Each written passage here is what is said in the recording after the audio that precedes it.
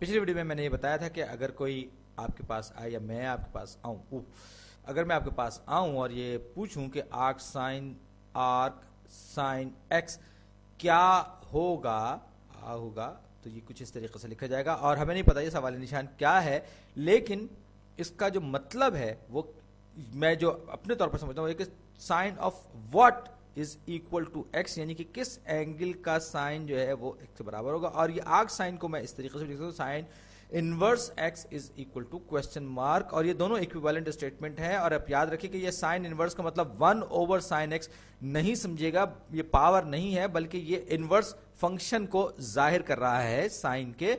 और ये जो है ये दरअसल क्वेश्चन मार्क का मतलब है वो एंगल हमें बताना है। और बिल्कुल इसी तरीके से अगर कोई और आपके पास आए, भाई इसमें चलना फिरना लोगों का आना बहुत हो गया है, लेकिन खैर मिसाल के लिए सही है। तो tan इनवर्स ऑफ x क्या होगा, अगर कोई आपसे आके पूछे तो फिर क्या होगा, इसका क्या मतलब है? इसका मतलब ये है कि कौन सा एंगल वो है जिसकी वैल्यू जिसका टेंजेंट लेने पर हमें x की वैल्यू मिलती है।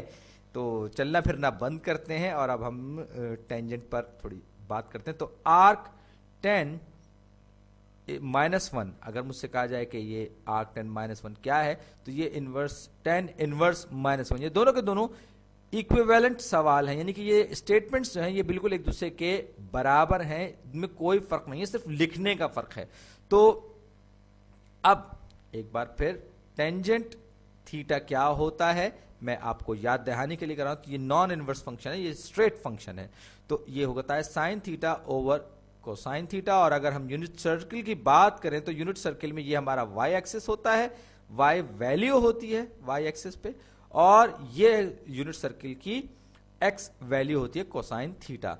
तो अगर मैं यहां पर एक यूनिट सर्किल बनाऊं, एक ये छोटा सा यूनिट सर्किल बना लूं, और ये इसका सेंटर हो, पॉइंट ऑफ ओरिजिन हो, ये इसमें ये एंगल हो, ये एंगल थीटा हो, और ये जो साइड है ये जो साइड है ये कोऑर्डिनेट्स हो, ये इसका एक्स कोऑर्डिनेट, ये इसका वाई कोऑर्डिनेट हो, तो मुझे पहले से ही पता है कि जो इसका जो ये वाई कोऑर्डिनेट है वो साइन है, मैं थोड़ा सा खिसका लूं, ये वाई कोऑर्डिनेट साइन है और एक्स कोऑर्डिनेट जो है वो कोसाइन थीटा है। तो इस सूरत में इसका टेंजेंट क्या होगा? तो टेंजेंट जो है वो ये फासला, और इसको इस पे तकसीम करूंगा तो मुझे टेंजेंट की वैल्यू मिल जाएगी। और अब ये पॉइंट ऑफ ओरिजिन से अगर हम बात करें ज्योमेट्री के, तो ये change in y over change in x, या फिर हम ये भी कह सकते हैं कि टेंजेंट थीटा दरअसल स्लोप होता है उस लाइन का, ये हम स्लोप ऑफ द लाइन भी कह सकते हैं, बल्कि कहते हैं ये भी टेंजेंट होती है, स्टैंडर्ड अलजेब्रा में भी हमने इसको पढ़ा है। तो ये सब बातें ध्यान में रखते हुए मैं एक बार फिर ये स्टेटमेंट लिखता हूं, मैं इसको याद दहानी के लिए बार बार लिख रहा हूं। तो tan इनवर्स ऑफ -1 क्या होगा, या आर्क tan -1 क्या होगा, यानी कि हमें या मुझसे ये पूछा जा रहा है कि ये कौन सी वैल्यू tan की -1 होगी किस एंगल पर। तो ये अगर मैं यूनिट सर्किल बनाऊं, ये मेरा यूनिट सर्किल, ये इसका y एक्सिस और ये इसका x एक्सिस आ गया, और उसके बाद मैं ये कहूं कि वो स्लोप -1 क्या होगी, ये इस लाइन की स्लोप जो है वो -1 होगी, और ये जो है ये एंगल यहां पर थीटा होगा। अब मुझे ये फासला और ये फासला मुझे मालूम करना है, और अगर आप गौर से देखें तो आप फौरी तौर पर समझ जाएंगे कि ये एंगल अगर 90 डिग्री का है तो ये और ये दोनों के दोनों एंगल्स आपस में बराबर होंगे। तो ये 45 45 90 की ट्राइंगल, ये एक आइसोसेलेस ट्राइंगल है, और ये जो है ये दोनों के दोनों एंगल 45 45 जमा के 90, और 90 प्लस राइट एंगल 90 180 के बराबर हो जाएंगे। तो हमें इनकी साइड्स की लंबाई जो है ये इस लंबाई, और आपको पता है कि ये दोनों साइड्स की लंबाई जो है स्क्वायर रूट ऑफ 2/2 के बराबर होते हैं, लिहाजा ये जो डिस्टेंस है ये माइनस स्क्वायर रूट ऑफ 2/2 होगा, और ये जो डिस्टेंस है ये square root of 2/2 positive direction में होगा। वो नेगेटिव y जो था वो नेगेटिव डायरेक्शन में था, और x जो है वो पॉजिटिव डायरेक्शन में था।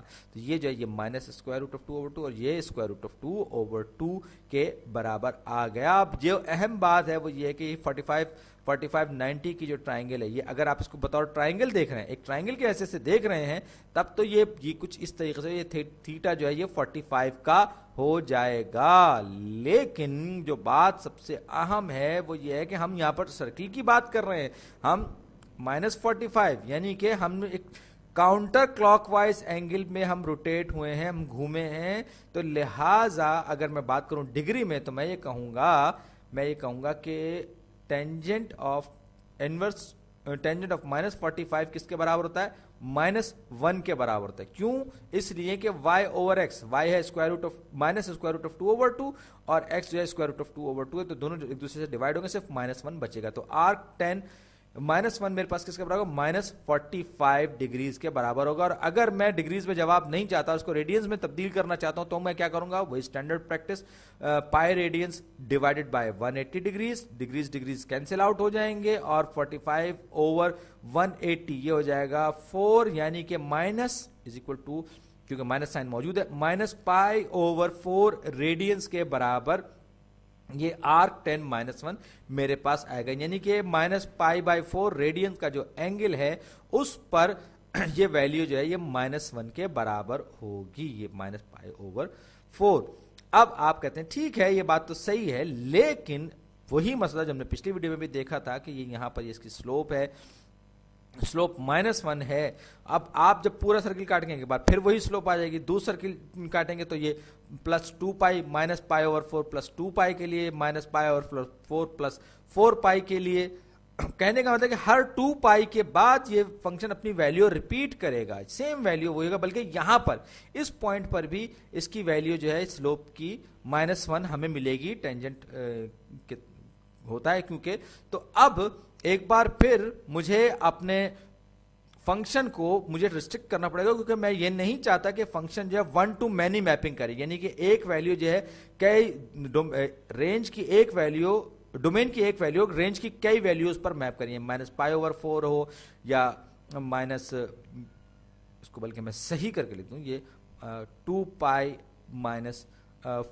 -π/4 या 4π -π/4। कहने का मतलब यह है कि ये मुझे अपने रेंज को रिस्ट्रिक्ट करना पड़ेगा, पाबंद करना पड़ेगा। और जिस तरह हमने साइन में किया था, इनवर्स साइन फंक्शन में हमने जब किया था, बिल्कुल उसी तरह हम ये करेंगे कि हम इसको पहले और चौथे क्वाड्रेंट में रिस्ट्रिक्ट कर देंगे, महदूद कर देंगे, वरना।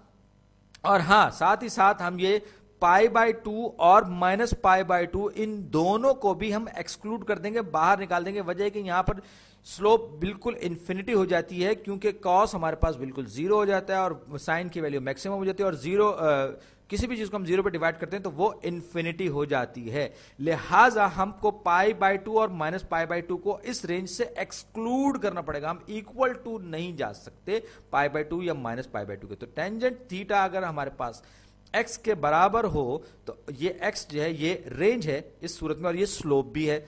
तो स्लोप की वैल्यू तो कुछ भी हो सकती है, इसमें टेंजेंट में पाबंदी नहीं है। -इन्फिनिटी से लेकर +इन्फिनिटी तक के दरमियान इसकी वैल्यू कुछ भी हो सकती है। अलबत्ता जहां तक थीटा का ताल्लुक है, तो थीटा आप देख सकते हैं कि यहां पर हमने थीटा को रिस्ट्रिक्ट कर दिया है और यहां पर ये वर्टिकल नहीं जा सकता। तो थीटा जो है, थीटा की वैल्यू -π/2 से +π/2 के दरमियान होनी चाहिए, उनके बिल्कुल उनके बराबर भी नहीं होनी चाहिए, या तो -π/2 से ज्यादा हो या π/2 से कम हो।